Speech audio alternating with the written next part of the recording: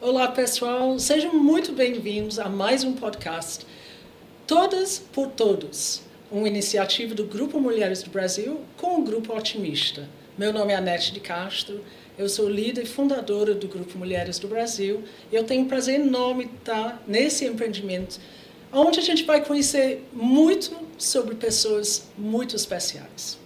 Hoje a gente vai conhecer uma história linda de cuidado, ciência, acolhimento e transformação. Vamos falar sobre o IPRED, uma instituição que há quase 40 anos cuida da infância, apoia mães, promove inclusão e constrói oportunidades para milhares de famílias no Ceará. E para contar essa história de dentro, com emoção e com a visão, a gente recebe duas pessoas muito especiais, que são parte da alma do IPRED. Dr. Sullivan Mota, diretor-presidente da instituição, médico, pediatra, com um olhar humano e sensível. E a Joana Mota, filha do Dr. Sullivan, diretora de Relações Institucionais, que atua com estratégia, articulação e muito coração. Dr. Sullivan e Joana, sejam muito bem-vindos. Eu fico muito feliz em estar aqui com vocês para esse bate-papo, para a gente conhecer um pouquinho sobre o trabalho do IPRED. Mas eu preciso dizer, eu acompanho o IPRED desde que nasci. E eu tenho muito orgulho de tudo que eu venho vendo do IPRED desde aquele momento e até agora. E eu tenho muito prazer em poder estar com vocês, para vocês contarem um pouquinho mais a história do IPRED. Dr. Sullivan, eu queria começar e te perguntar, como é que você chegou no IPRED? Como é que estava naquela época e como é que você está hoje? Eu cheguei no IPRED, Anete, desde o princípio. Eu não sou fundador, eu não tive essa grandeza, essa oportunidade linda, até porque eu acho que Deus reservou para as mulheres fundarem o IPRED. O IPRED foi fundado por 7 mulheres, grande parte, algumas Anas, outras Maria, algumas Ana Maria, conjugando o nome da mãe de Jesus com o nome da avó de Jesus. Eu sou Francisco, então não cabia nesse momento, não. Mas logo a seguir, pela Universidade Federal, eu levava meus alunos, que a gente estava vivendo naquela época, 1/3 de nossas crianças cearenses em desnutrição. Era tão grave na época que nós tínhamos uma disciplina obrigatória, que era desnutrição, e eu era, como professor, responsável por essa disciplina. Então, sabendo da fundação do IPRED dentro do Hospital Alberto Seib, eu levava os alunos para lá, para dar aula, mostrando as crianças desnutridas, os exames, as consequências, as comorbidades, a taxa de óbito muito elevada entre eles. E terminei acompanhando a história do IPRED, não só a desnutrição, mas o IPRED em si. IPRED gestão, IPRED em termos de atender a demanda, que era quase impossível. Daí que a idealizadora, que foi entre as 7 mulheres, Ana Maria Noronha. Ana Maria faz um movimento, saindo do Alberto Seib, porque não cabia mais lá dentro, alugou-se uma casa junto ao Alberto Seib. Levava meus alunos para essa casa. Depois o IPRED também não cabia mais nessa casa, a Fundação Banco do Brasil, junto com a Caixa Econômica e a Prefeitura, que cedeu o terreno nas cidades funcionários, e os 2 bancos fizeram a construção em torno de 1.200 metros quadrados, na época, que já era muito bom. E foi, então, criado o primeiro hospital do Brasil, aliás, desculpe, das Américas, para atender criança desnutrida. E eu continuei levando aluno. Depois eu passei a ser voluntário, dava plantão, dia de domingo, e depois, numa crise muito grande, quando eu fui comunicado que isso em 2006, que levaria ao fechamento da casa, eu me ofereci para assumir, fazer uma experiência. E assim, essa experiência foi feita, a diretoria e o conselho fiscal eles tiveram um ato realmente de muita nobreza, que foi uma renúncia coletiva, e nós entramos. Era a vivência de um verdadeiro caos. Na época, muita dívida, as folhas de pagamento atrasados, o prédio precisando de recuperação, mas eu tenho muita fé, Anete. Eu sou muito ligado a Deus. Deus é muito bom sempre. E meu coração passou a pedir mais ainda a Ele, pedia pelo IPRED, por aquela casa que atendia crianças na fronteira da morte, pela desnutrição, com infecções secundárias, com desidratação. E, graças a Deus, nós conseguimos, com a ajuda da Receita Federal, doando 2 carretas exclusivas para o IPRED, e a gente pagou as dívidas, fez a recuperação do prédio e começaram os novos programas. Maravilha. Eu acho que o que você falou é que você tem muita fé para dar continuidade a uma obra já há quase 20 anos que o senhor está cuidando do IPRED. E a gente está aqui com a Joana também. Muitas pessoas não sabem que você é a filha do Dr. Sullivan, Joana. Foi o pai que pediu para você entrar ou você sentiu essa vontade? Eu sempre digo que eu não estou no IPRED pelo meu pai, né? Eu estou no IPRED por ser movida pela transformação. É claro que meu pai me inspira, né? Sem sombra de dúvida, uma referência para mim, mas a transformação, a mudança, o ajudar é algo que eu acredito que a gente já nasce com isso, né? Não tem como colocar dentro de ninguém. E desde pequena, eu sempre o acompanhei ali no rastro, não só dentro do IPRED, mas dentro de comunidades que, anteriormente, ele sempre fez trabalhos, né? Favela do Sossego, ações sociais, e tive muito isso dentro de mim, né? Na escola, muito a vontade de fazer a diferença na vida de alguém. Eu acho que o que me move é poder, através de mim, saber que eu ajudei alguém. E a gente tem ali dentro uma casa que, de fato, a gente vivencia a transformação, né? Uma transformação que eu sempre digo que, de alguma forma, as pessoas pensam que quem está ali dentro é muito bonzinho, mas é muito mais uma transformação nossa, né? Eu acho que nós acabamos sendo resgatados também, né? De uma bolha que a gente nasceu, e eu adoro muito uma frase que meu pai fala, né, que é uma loteria biológica mesmo, né? Ninguém escolheu onde nasceu. E eu acredito muito nisso, que nós somos fruto de um meio.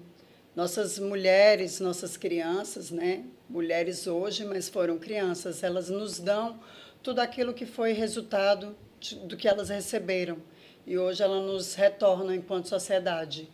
Eu acredito que eu tive a dádiva de ter essa loteria biológica e que, de alguma forma, eu preciso devolver para a sociedade tudo o que eu recebi, que já foi muito suficiente comparado com a nossa sociedade. Muito, muito lindo. Você falou uma coisa que eu acho que é muito verdadeiro. Mais a gente doa, mais a gente recebe, não é? Mas, Joana, a gente está falando do IPRED. IPRED é um nome muito conhecido aqui em Fortaleza, mas eu questiono quantas pessoas sabem exatamente o que o IPRED está fazendo hoje. Você podia explicar um pouquinho como é que está a estrutura do IPRED, o que vocês estão fazendo, quem você está atendendo? O IPRED é uma casa muito conhecida pela criança, né? E ainda muito conhecida pelo leite. Nós nascemos com isso, temos muita honra de onde a gente veio. Mas é uma casa que entendeu, né, muito alicerçado com a ciência, né, com as universidades, principalmente, que lá estão, entendemos que a criança não se promove por conta própria. E daí surgiu a maior ferramenta de transformação, que é a nossa atividade, né, os nossos programas voltados para as famílias. Família essa que são, na sua quase totalidade, gerenciadas por mulheres. São as mulheres a maior transformadora do seu entorno, de suas crianças. Investir na mulher é, sem sombra de dúvidas, transformar esse futuro, né, chamado infância. Hoje o IPRED tem a trajetória, sim, da criança, mas com a trajetória da mulher, voltado para o cuidado com a saúde, de planejamento familiar, Nós somos 27 profissões reunidas lá dentro, né? E essas duas trajetórias, elas se encontram ao final de 27 áreas, digamos assim. Desde o acolhimento, desde atividades artísticas, culturais, com o teatro, com a dança, com a pintura, com, sim, atividades de saúde, de assistência, também de educação, com rodas de conversa, que a gente tem toda uma transformação de um contexto, e culminando nos cursos profissionalizantes. Eu sempre digo que é difícil entender, talvez, o IPRED, porque a gente tem uma cultura de entender o social com uma determinada área. Ou a pessoa atua na dança, ou a pessoa atua no esporte, ou a pessoa atua no câncer, né, ou atua com o idoso. O IPRED é uma casa de um atendimento muito holístico. Se é a avó que traz, é a avó que vai ser acolhida. Se é o pai, será o pai que vai ser acolhido. A gente entende que esse desabrochar que não aconteceu por todo uma infância que não foi possível ser vivida, ela é resgatada, ela é trabalhada. E com todo esse conhecimento educacional é que a gente vai trazendo aquilo que as pessoas gostam de chamar de empoderamento, para que elas entendam que, sim, elas são capazes de mudar a vida delas e, consequentemente, a dos seus filhos, né? Que são capazes mais ainda de não repetir isso que é de geração em geração perpetuado, e que elas são capazes de que, através delas, os filhos possam ter uma vida diferente, né? Por meio daquilo que elas têm, principalmente com os cursos que são muito únicos, né? Toda uma metodologia própria, que, claro, requer mais tempo, é uma metodologia onde a gente usa o tecido de forma integral, o alimento de forma integral, uma metodologia que não só, muitas vezes, combate a fome, mas é uma forma criativa, que alicerça o estético, a ciência, as metodologias científicas, transformando tudo em pesquisa, né? Tudo com comprovação, com monitoramento, e o que a gente mais ama, transformação. Então, eu acho que eu sempre costumo dizer que, para mim, o IPRED, quem entra pelaquela porta, eu sempre digo que o nosso objetivo é que, se for criança, que a criança encontre a infância. E que, se for adulto, ela se conecte com sua criança interior. E, normalmente, a gente acha que não deve ser escutada, é onde se carregam sonhos bobos que não tem como realizar. Mas nós acreditamos que são esses sonhos, que são esse esperançar, que é o que move mesmo o mundo, move a transformação e faz tanta coisa bonita, né, na nossa vida. Eu acho que é isso, um pouco do IPRED, juntamente com um grandioso trabalho do autismo, da neurodivergência, né, da neurodiversidade, de formar uma nova metodologia de atenção a um caos, a uma problemática grandiosa que nós temos mundial, que é, sim, o diagnóstico e o atendimento das crianças neurodivergentes. Eu acho que é uma casa que produz políticas públicas e que deixa um legado aí de muito orgulho para o Ceará, que eu tenho certeza que a gente ainda vai ver algumas coisas que a gente faz lá dentro sendo multiplicadas no mundo todo. Tomara, viu, Joana? Porque realmente vocês fazem tanta coisa ali dentro que a gente nem imagina. O Dr. Sullivan são mais de 20 anos, e eu vejo o senhor dentro do IPRED, parece que o senhor conhece cada um daquelas pessoas que entram pelo portão. São quantas pessoas que vocês estão atendendo e como que o senhor está pensando para dar continuidade, para assegurar que aquilo se sustenta, para assegurar que aquilo possa viver por muitos e muitos anos aí para frente, mantendo aquela forma tão pessoal que você tem com cada um que entra dentro do IPRED. Anete, hoje nós estamos com 1.400 crianças ainda entrando pela desnutrição, ainda chegando ao IPRED pela fome. Isso é triste no mundo de hoje, você ter ainda tantas famílias passando fome. Na época da pandemia, justificou-se, né? O IPRED alimentou, Anete, mais de 300 mil pessoas durante todo o período do lockdown. Mas ficou essa sequela ainda da fome na nossa periferia. A gente tem invisibilidade social, de não enxergar a periferia, mas o sofrimento ali é grande. Ainda se disputa carnes estragadas para dar para as famílias, ainda se disputa lixo para transformar em refeição. Então, o IPRED ainda, desde a pandemia, continua oferecendo 5.000 refeições por dia, todos os dias, com exceção de sábado e domingo. E isso leva a gente a estudar bastante para que essas refeições tenham que passar pelo CRIF, porque nós temos 27 profissões trabalhando no IPRED. Entre elas tem o nutrólogo, o nutricionista e o gastrônomo. Então, são refeições que têm que ter um valor nutricional elevado e, ao mesmo tempo, saborosos. Bom, são 1.400 crianças que nós ainda ajustamos. E não só recuperando o peso, que é como o IPRED é visto, como você disse, né?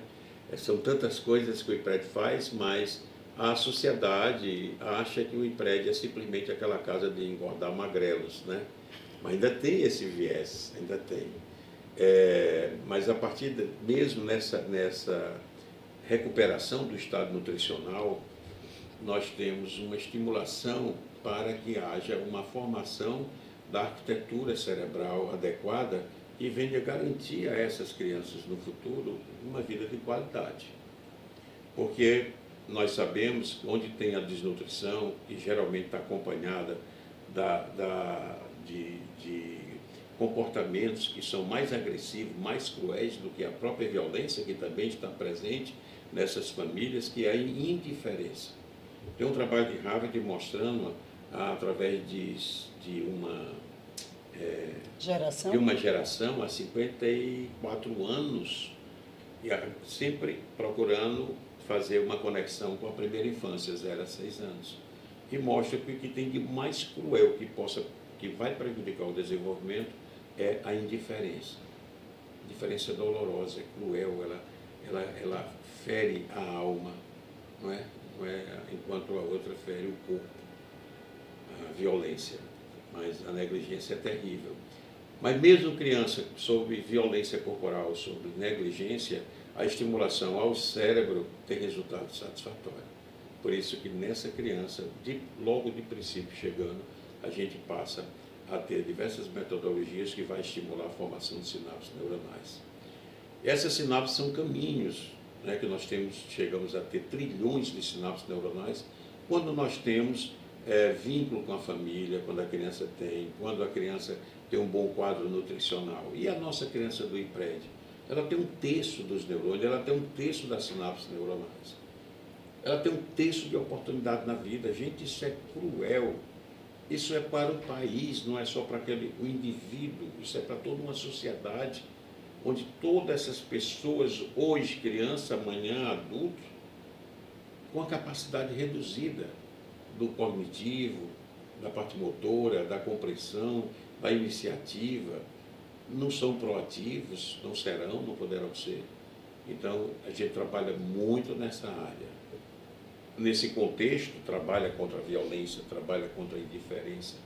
A criança da miséria extrema que chega ao IPRED, ela não tem vínculo com sua família. Não tem vínculo. Como é que uma mãe não tem vínculo com seu filho? Não tem. Então, nós temos uma metodologia que é chamada MISC, que essa metodologia é fantástica. Ela gera, através de 8 princípios e 2 linguagens, vínculo. É fantástico, se forma ali numa sala, né? Então, depois de formar vínculo, pronto. A criança é cuidada, a criança é amada, a criança é resguardada e é estimulada. Então, essa parte aí foi um desenvolvimento muito grande de visão, que nós agradecemos a parceria de estudo como Harvard, né? Conte um pouquinho sobre esse estudo do Harvard, doutor Sullivan. Como é que funciona? Nós chegamos no IPRED, eu olhando que as crianças que chegavam lá estavam com 0 a 6 anos de idade, primeira infância. A primeira infância é o período onde há toda a formatação do indivíduo, da sociedade futura, se formata toda na primeira infância, onde se abre a janela de oportunidades para tudo na vida. E nós buscamos quem estudava a primeira infância no mundo naquela época. Hoje o mundo todo estuda. Mas naquela época era Harvard e Quebec, que ainda hoje são vanguarda desse estudo. E nós nos aproximamos. E essa aproximação, nós somos muito bem recebidos.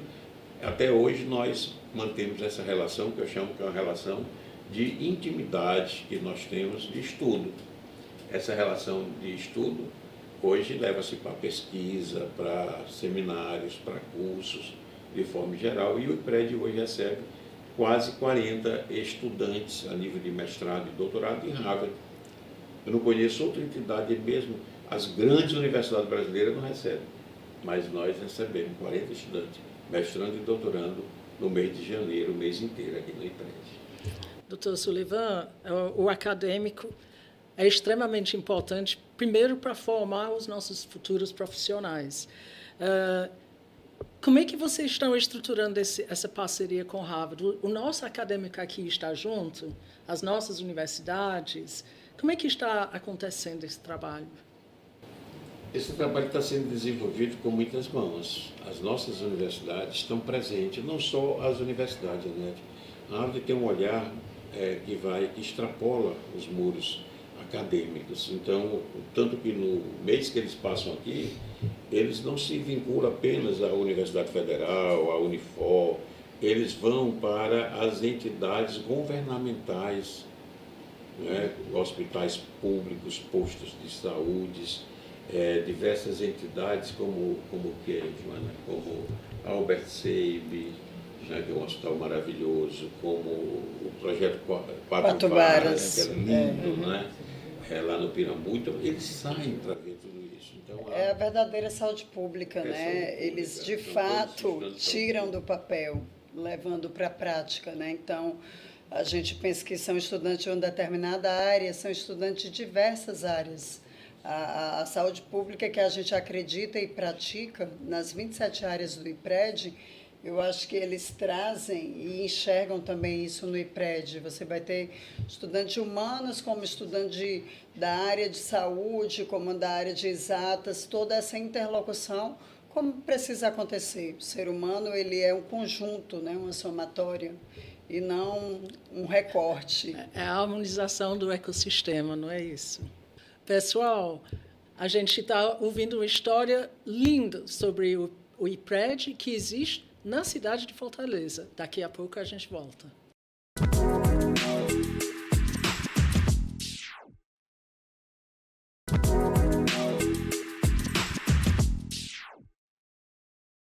Estamos voltando a esse bate-papo muito especial com o Dr. Sullivan e a Joana do IPRED. E eu queria entrar um pouquinho mais na técnica por detrás de uma operação tão grande. Dr. Sullivan, o senhor é pediatra, professor, até o ano passado, da Universidade Federal. E eu soube há pouco tempo que o senhor é o criador de um grupo de pessoas que existe nesse país, que eu acho que poucas pessoas sabem. Chama-se Agente Comunitário de Saúde.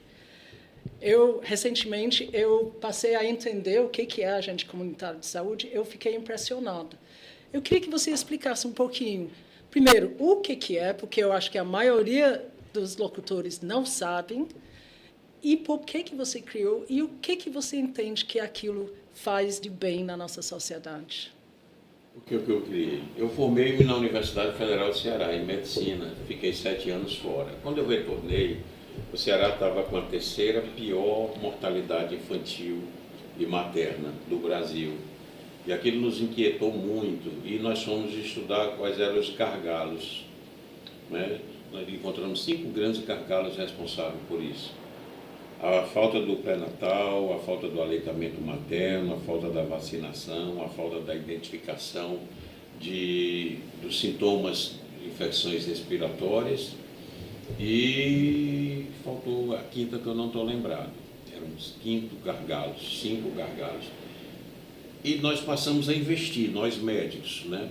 Investir no ambulatório e fazer um acompanhamento. A fala do médico era sempre recebida com aceno havia conformidade, aceitação, mas as mães não seguiam. E aquilo inquietou, a mortalidade continuando, e a gente disse, eu pensei, Poxa vida, falta um profissional que chega a entrar na casa dessa família e que seja acreditado dentro da comunidade que ele trabalha. E começamos a desenhar, então, o perfil. A primeira coisa que ele fez foi o perfil do agente de saúde. Sem nome, não tinha ainda titulação. E fizemos o primeiro curso. Eu tenho até uma cópia tanto do programa como também do certificado. E quando foi para começar o curso, precisava ter um nome. Eu me lembro tanto quando a secretária disse: doutor Sullivan, professor, o curso vai começar. Como é o nome? Eu disse: bote agente de saúde. Naquela altura eu nunca imaginei que hoje, no futuro, nós tivéssemos mais de 300 mil agentes de saúde. Mais de 420 mil agentes comunitários de saúde hoje, doutor Sullivan. Isso me motiva tanto a colocar para frente as ideias que a gente vem atender uma necessidade, uma demanda real. E a partir daí eu trabalhei assim. O agente comunitário trabalhou essas 5 áreas. Soro oral, também a quinta. Era usar o soro oral que estava sendo recém-criado, né? Considerado até a maior invenção do século.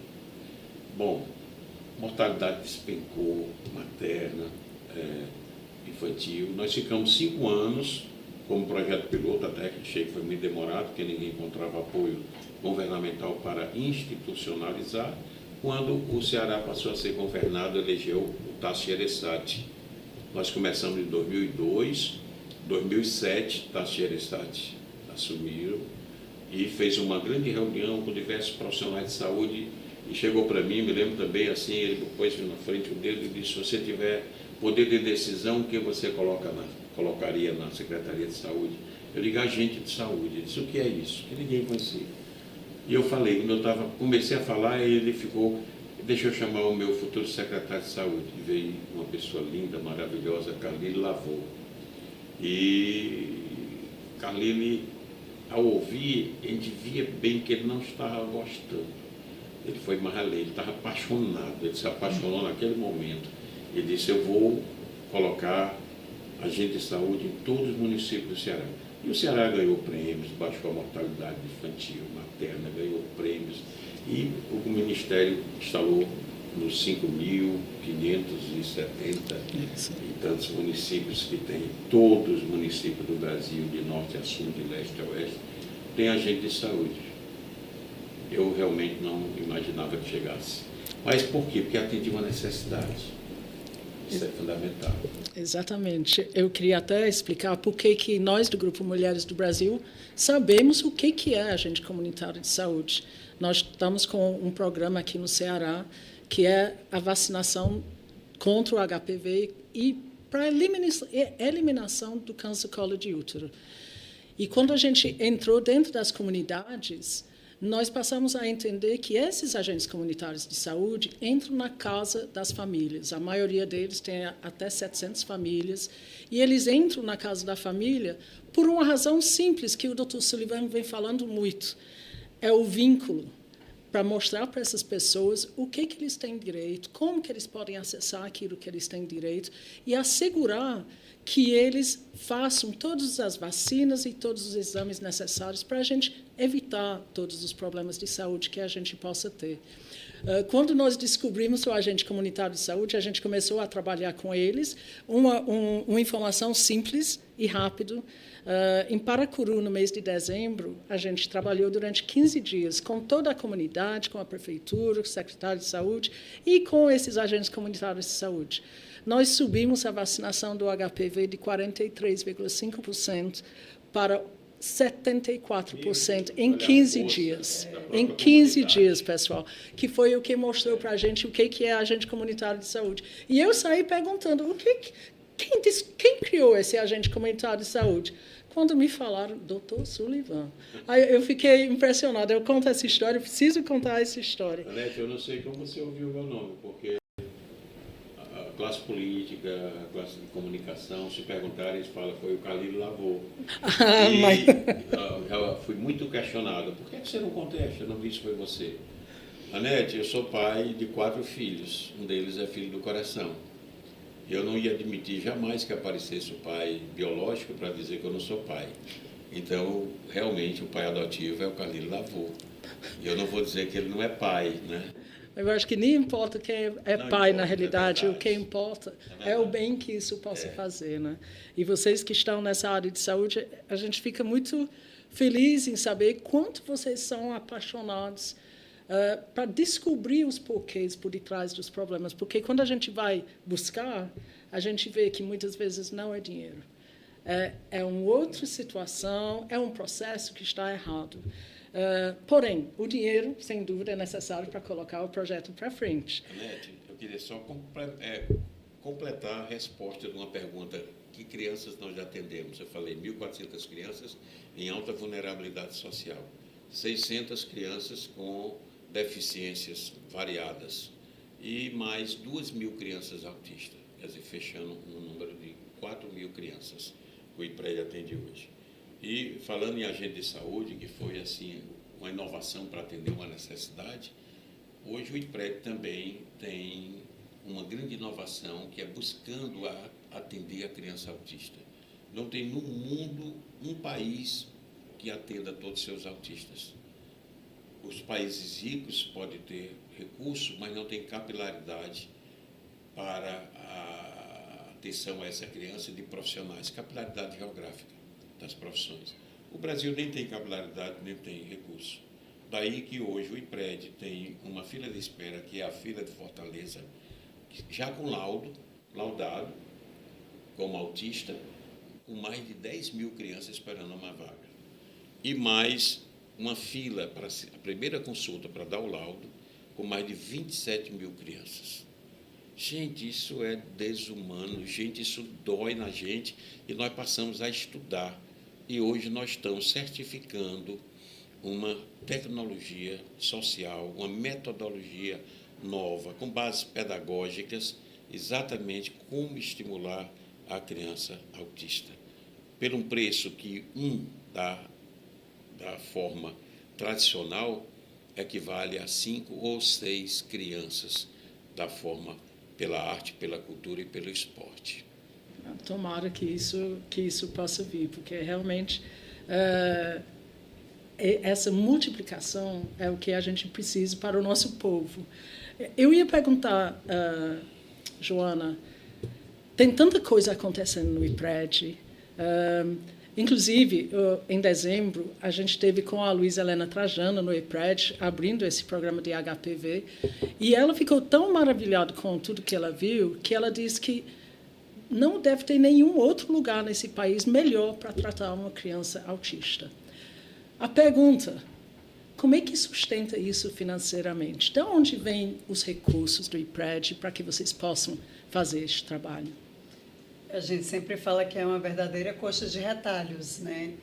A gente tem recursos oriundos de todas as áreas que você puder imaginar, desde convênios, que temos via SUS, via educação, por essa metodologia também de atender a criança autista, mas também destinação de imposto de renda, campanhas, ações sociais, fazemos leilão, as nossas corridas, e é com o uso de muita criatividade, né, que a gente tem essa coxa formada: doações diretas, editais, participação em editais, e é isso, doação pela conta de energia. Essas são as maiores fontes de recurso para manter o IPRED. Mas é muito difícil, né? Muito difícil. Hoje nós estamos com um custo fixo em torno de R$1 milhão mês. Quer dizer, é de uma empresa já de porte. Né? É uma grande empresa. E para viver como coxa de retalho, a sensação da gente que está na gestão é que a gente está cobrindo uma mesa com guardanapo o tempo inteiro. Puxa para um lado, puxa para o outro, para atender às necessidades. O ideal que tem a vocação é não se preocupar com o dinheiro e se preocupar com o ato. Mas, para a gente chegar lá, você falou aí, a gente precisa explicar bem.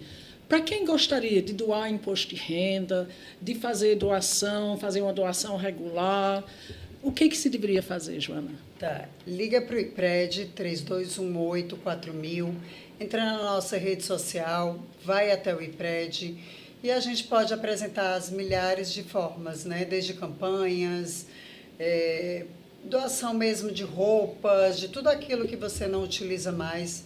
Também temos um bazar permanente dentro da casa. O imposto de renda, tanto pessoa física como jurídica, né? Precisa ser lucro real no caso da empresa e pessoa física, a declaração completa. Então, entre em contato. Eu acho que a gente sempre pode ajudar de alguma forma, com o tempo de voluntariado, que para nós é, se não um dos maiores benefícios, porque hoje o tempo de todo mundo é muito curto, parece que passa muito rápido. Então, todo o tempo que você puder dedicar para uma ação voluntária também é uma grandiosa doação. Cada um de nós, não só pelo dinheiro, né, monetário, mas todas essas formas e tudo aquilo que você tiver de ideias é muito bem-vindo para casa. Eu queria dividir isso em 2 pontos da sua fala. O primeiro é um apelo para os contadores para incentivar as pessoas a fazer doação, gente. Não é difícil doar, mas o contador precisa fazer o trabalho adicional para mostrar para as pessoas que pode doar, que pode utilizar imposto de renda, e essa associação de contadores é extremamente importante para as organizações na área social. Eu queria ir para o voluntariado, porque eu acho que voluntariado ele não é bem explicado. O próprio Dr. Sullivan ele entende que precisa pagar por um trabalho bem feito, não é isso, Dr. Sullivan? Porém, é possível ser voluntário. Para ser voluntário, como é que se faz? Porque não é simplesmente aparecer quando achar legal Sim. aparecer. O que se deveria fazer se realmente quer ser voluntário do IPRED? A primeira coisa é assumir um compromisso consigo mesmo, né? As pessoas normalmente querem fazer ações pontuais. O voluntariado é muito cultural. Nós não temos esse processo cultural aqui. As pessoas procuram, normalmente por conta de um benefício para algo que posteriormente ela está tentando e aí precisaria daquela declaração. Mas sim, temos muitos voluntários de coração que vão até a casa. O voluntariado é permitido 2 vezes na semana, né? E aí você assina um termo, identifica a área que você mais faz seu coração bater, seja com as mulheres, seja com as crianças, seja na pintura, seja no atendimento, seja recepcionando nossas famílias. Eu tenho certeza que não tem como sair de lá desencontrado, né? Então, é uma casa que ela abraça todas as áreas e certamente todo mundo vai se identificar ali dentro. Então, podendo, vão conhecer o IPRED, dá um pulinho lá e identifica que horário, que dias, ou de repente que ação, mesmo que pontual, mas que você pode contribuir para dentro da nossa casa. Muito legal. Então, pessoal, vamos contribuir da forma que a gente achar bom para nós, não é isso? O Dr. Sullivan, a gente vive num momento que todo mundo fala da saúde mental, que parece que todos nós hoje estamos doentes, até parece que as nossas lideranças estão deixando a gente ainda mais assustados com tudo que está ao nosso redor. Como é que o senhor vê numa instituição que cuida muito do nosso cérebro, como vocês falaram, como é que você enxerga essa instituição daqui a 5 anos? Onde você acha que essa instituição devia estar? Será que ainda vamos ter essa fila de espera que você está falando? Eu acho que a gente pode amenizar se a gente adotar novas metodologias. Metodologias que exigem estudo, como a gente faz. O IPRED, todas essas ações estão apoiadas em 4 pilares. O pilar das bases metodológicas, nada é colocado ali que não seja fruto de um estudo. O pilar estético, porque a gente sabe que o estético é a educação civilizatória pela arte, pela cultura e pelo esporte. Ele forma o indivíduo, então é fantástico. E o estético, ele transforma também o indivíduo pelo belo. Todo ambiente belo faz com que quem nele está busque também a ser belo. Belo em comportamento, belo em caráter, belo em todos os aspectos humanos. E o IPRED é muito belo em todas as salas, em todos os corredores, em todos os ambientes nesse sentido. O terceiro pilar é o pilar científico, o pilar de muito estudo. tudo hoje, a articulação que nós temos com as universidades, as pesquisas que a gente vem desenvolvendo. Nós tivemos uma pesquisa 2 anos atrás, que foi uma pesquisa que abalou o mundo do estudo do autismo, quando nós descobrimos que existem 8 proteínas que só tem o autista na sua saliva. Agora a gente está vendo se isso é indução genética ou é indução epigenética. E aí sim pode caminhar, se for genética, para um kit de diagnóstico precoce e preciso. Né? Não pelo IPRED, será pelo um laboratório multinacional. Mas esses estudos estão no IPRED, com as universidades locais, com as universidades de fora, como Harvard e Quebec. Nós estudamos muito com as universidades chinesas, temos muita pesquisa dentro da engenharia biomédica. Mas essa pesquisa em particular das proteínas, que foi um impacto para o mundo do estudo do autismo no mundo, foram com as universidades daqui, a Universidade Federal do Ceará, a Universidade do Estado do Ceará, a UESF. Nós ficamos muito felizes também por esse aspecto. Então, realmente, nós só vamos estar presentes no futuro se a gente estiver atendendo a necessidade através da competência científica e também do acolhimento humano, dessa visão humana que a gente não pode tirar. E a saúde mental, que você falou, cada vez mais valorizada, cada vez mais necessária a gente investir nela.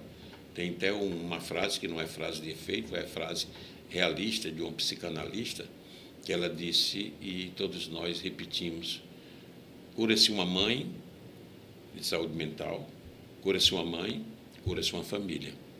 Então, a gente investe muito nessa atenção à mulher dentro do IPRED, na oportunidade que se faz a ela de profissionalizar-se. A profissionalização no IPRED é considerada libertação, onde aquela mulher que chegou ao IPRED com falta de higiene, sem ter noções de saúde, sem ter uma formação profissional, sem receber um elogio, sem ter escolhas, que é a maior humilhação do ser humano, ela não tem escolha, ela não tem nenhuma escolha. Ela recebendo violência corporal do seu parceiro. Gente, que vida é essa? Isso não é a criação de Deus, isso é a criação do homem, pelo amor de Deus, e cabe a nós realmente fazer essa transformação, essa libertação. E essa mulher é a personagem que responde. Tanto que no IPRED todos nós somos feministas, porque a mulher é fantástica, vocês são fantásticas, né? É incrível o que a gente vê, a capacidade que vocês têm de crescimento, de transformação. E a mulher não se transforma só, ela não vai só, ela leva os filhos, ela leva alguém. E essa transformação que a gente faz através dessa mulher, não é somente ela. Ela se transforma, ela transforma os filhos, os netos também não serão mais dentro da miséria, os bisnetos, e assim vai. É como tem, não sei qual é a base desse cálculo, mas é reconhecido, que cada pessoa transformada transforma 11 na sua vida. Então, isso é fantástico. Eu queria só complementar, Nete, que há 1 ano a casa vem fazendo um trabalho, né, de terapias complementares integrativas para as famílias, né? Então, enquanto a criança está no atendimento, né, da estimulação por meio da arte, da gastronomia, da música, enfim, da pintura, a família está sendo trabalhada com a meditação, com a constelação familiar, com a acupuntura, né, com massoterapia. Meditação, biodança. E tem sido muito rico ver um desabrochar mesmo, um sentir-se cuidada, né? Elas chegam muito em desespero e quando a gente fala, né, e tem as atividades voltadas para elas, elas também se sentem muito cuidadas. Isso é muito importante. É o acolhimento, né? O acolher primeiro, para depois a gente ir trabalhando. Pessoal, a gente está quase chegando ao final. Eu tenho certeza que quem está ouvindo vai querer bater no IPRED amanhã para entender o que é isso que a gente está falando. Que ambiente é esse que acolhe tão bem as pessoas mais necessitadas na nossa sociedade? Vocês que são do IPRED, vocês que estão levando adiante esse trabalho, Rapidinho, qual seria o seu sonho, senhor Dr. Sullivan?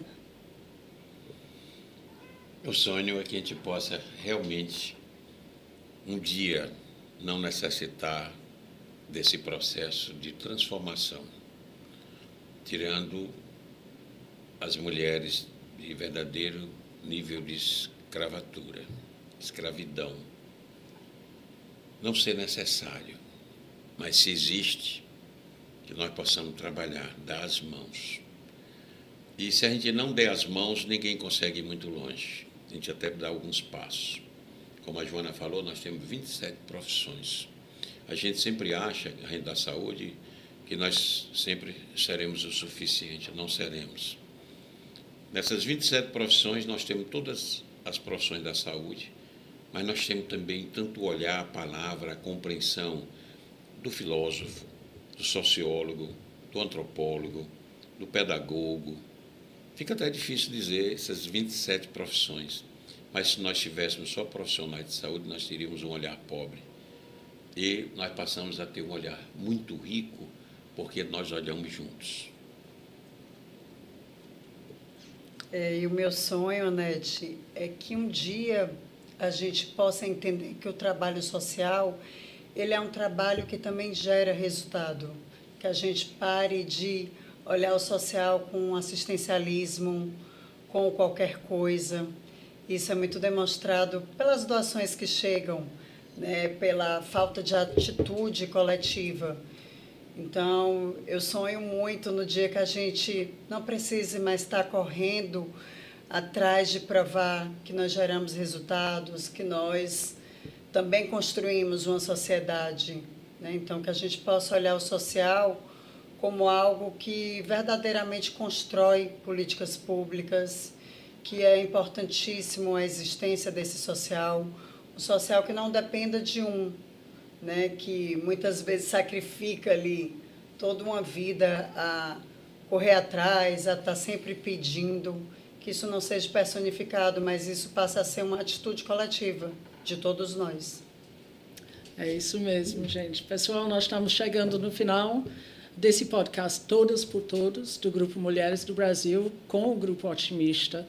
A gente estava escutando o Dr. Sullivan e a Joana do IPRED, e eu posso dizer que o nosso sonho é que existe muito mais IPREDs, muito mais Dr. Sullivans e muito mais Joanas nesse mundo, porque todos nós estaremos muito mais felizes. Obrigada a vocês e obrigada a vocês que estão nos ouvindo. Até o próximo.